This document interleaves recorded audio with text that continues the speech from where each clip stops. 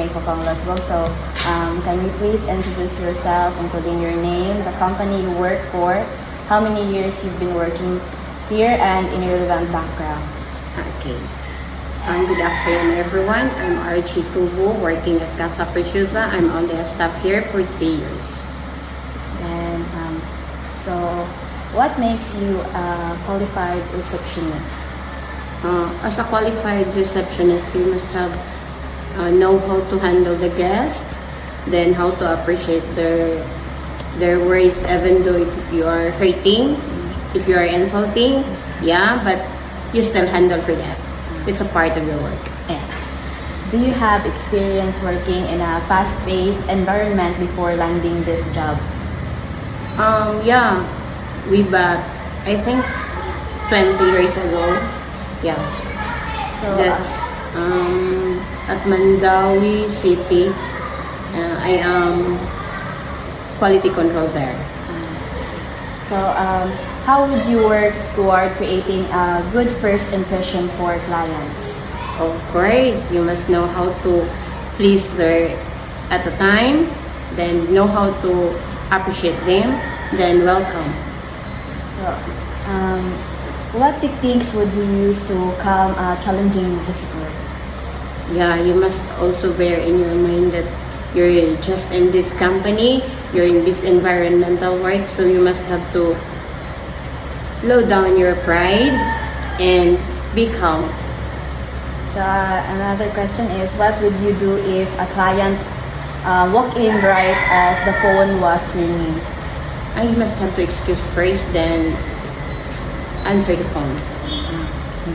Or anybody inside the hotel, you must have to call their attention to entertain the guest. Then, how would you stay upbeat on days you need to work long hours? At that time, if you encountered long hours, so you must have to, not all the time you're in busy, but you must have to feel relaxing first. Yeah, you must have to relax, then get easy. Then, how would you diffuse a tense situation between a colleague and a client? The client must also your priority. Yeah. And what are the problems and challenges you encountered as a front office staff member, and how do you overcome it? Okay. Sometimes, not only sometimes, as always. Yeah. Especially, you encountered some guests, different countries, different languages, and they are come here not specifically fluent in English, so you must have adjust. You're the one to adjust them, not he is the one to adjust you, but you are the one to handle, to adjust them. And much better, you must have to explain briefly, slowly. So last question, so what advice would you give to students who want to become a receptionist or work in the hospitality industry? Yeah, that's good. Yeah, I'm working here for 3 years. Then I am so proud to work here for 3 years. Then you're going up there when you are going to pass the during your school days now. So you must have to work at this area, at this field. So you must have to work hard. Then not only that to work hard, you must have to be patient regarding your environment. Yeah, especially you encounter many guests outside from foreign countries. Yeah, you must have to do that. But not only the foreign countries, most especially Filipino. Yeah, there's so many Filipino guests you can encounter. Grabe ka worst ang mga Pinoy. Not only the foreign, mas worse pa ang Pinoy, ni mo makik-backfight, especially during sa booking, maka-encounter kayo ng mga walk-ins, mga trouble sa hotel, dili ni mo sila ma-explainan, ngano ang hotel, inani nga. So, syempre, dili ni mo hold ang hotel kada adlaw nga, naka-monitor ka kanunay pero dili nimo hold ang mga troubles sa hotel, di ba? So dapat jud ka na jud ka dapit ana dili jud ka mo above sa imong guest. Dapat ana jud ka kay ana nga time diha jud na nimo mo feedback sa imong hotel, yeah, diha jud. So at that 3 years na ko working here, so many experience na regarding ana.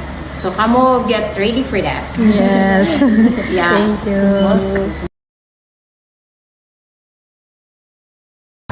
I'm Giselle Rose Abenes. My position here is reservation officer. Then I've been working here for like 3 months pa. So bago pa jud ko. And then but na ko'y background before about the front office staffs and reservation. Then I've been working here in $50 small one. What makes you a qualified receptionist? I can tell myself that I'm qualified as an like receptionist, but wala ko'y dili jud ko reception, but na ko'y background since koan raman good kanang working ko sa reservation. Then if walay tao sa front office, ako ang ma-reveal ko. But I can tell nga qualified kay mas wala raman sa ikuan ako mga kauban. Like I found myself trainee pa man sad since 3 months pa kong nag-work dere.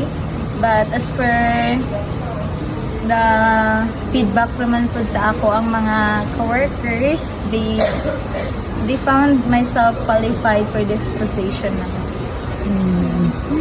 So, interact sa guests. That's what makes you feel qualified in yourself.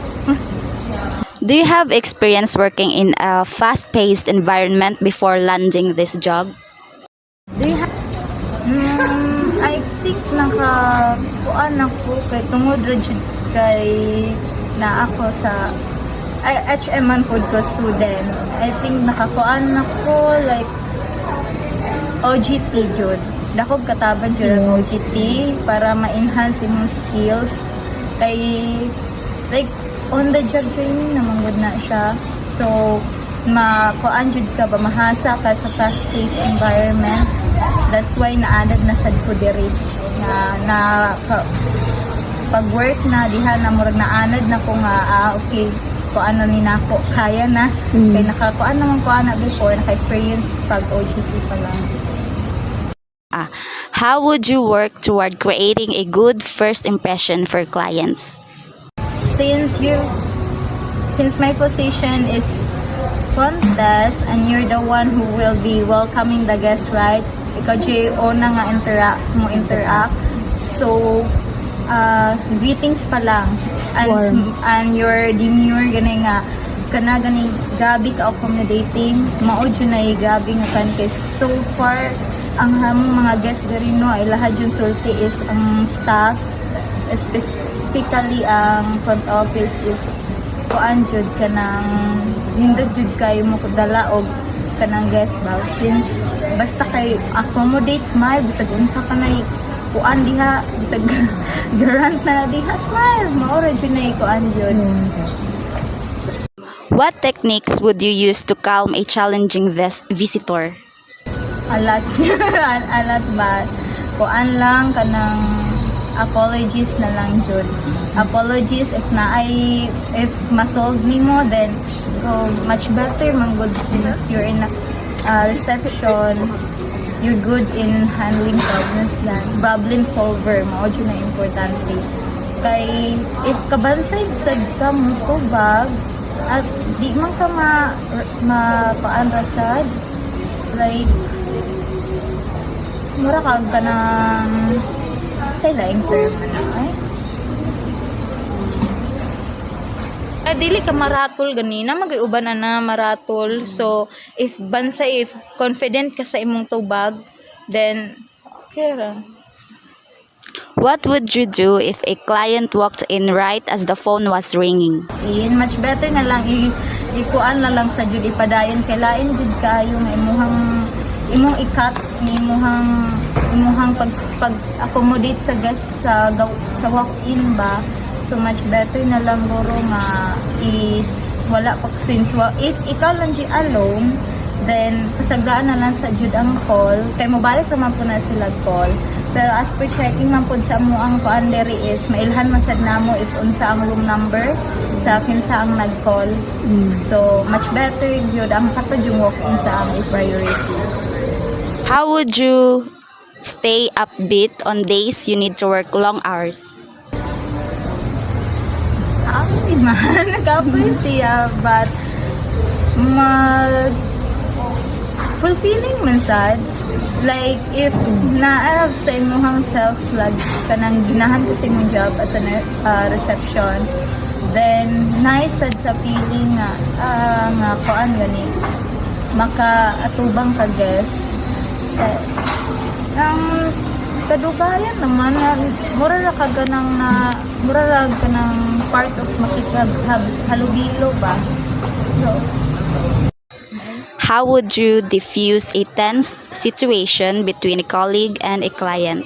tense situation, much better to call your manager since they are the one who kuan man.